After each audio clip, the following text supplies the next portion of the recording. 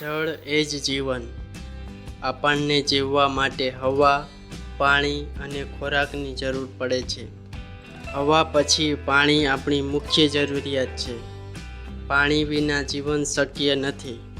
પાણી પીવામાં વપરાય છે. ઉપરાંત પાણી નહાવા, કપડાં અને વાસણ ધોવા, રસોઈ બનાવવા અને ઘરની સફાઈમાં વપરાય છે. પાણીની મિલો અને કારખાનાઓમાં પણ જરૂર પડે છે. પાણી વનસ્પતિ સૃષ્ટિ માટે પણ અત્યંત જરૂરી છે. પાણી વિના અનાજ ન પાકે, ફૂલ છોડ ન ઉગે, પશુ પંખીઓ પણ પાણી વિના ન જીવી શકે. આમ જળ એ જ જીવન છે. પાણી માટે આપણે વરસાદ પર આધાર રાખવો પડે છે. જે વર્ષે વરસાદ ન પડે કે બહુ ઓછો વરસાદ પડે તે વર્ષે દુકાળ પડે છે. મનુષ્યો અને પશુ પંખીઓ પાણી વિના ઢળવળે છે. ખેતરોમાં અનાજ પાકતું નથી. વૃક્ષો વરસાદ લાવવામાં મદદરૂપ થાય છે. આથી આપણે દર વર્ષે વૃક્ષારોપણ સપ્તાહ ઉજવીએ છીએ. આમ છતાં પાણીની સમસ્યા દિન પ્રતિદિન ગંભીર બનતી જાય છે.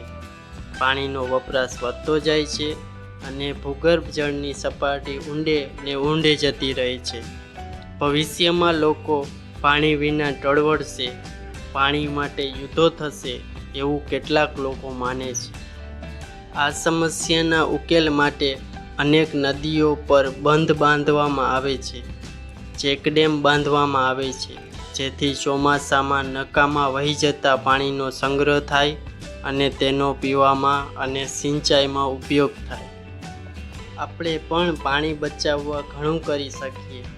આપણે પાણીનો કરકસરપૂર્વક ઉપયોગ કરીએ, નળ ખુલ્લા ન રાખીએ અને નળ ટપકતા ન રાખીએ, પાણીનો બગાડ ન કરીએ. આપણી આસપાસના લોકોને પણ પાણીનો બગાડ કરતા અટકાવીએ. આવા સૂત્રો દ્વારા પ્રચાર કરીએ. જીવવું છે તો જળ બચાવો. જળ છે તો જીવન છે.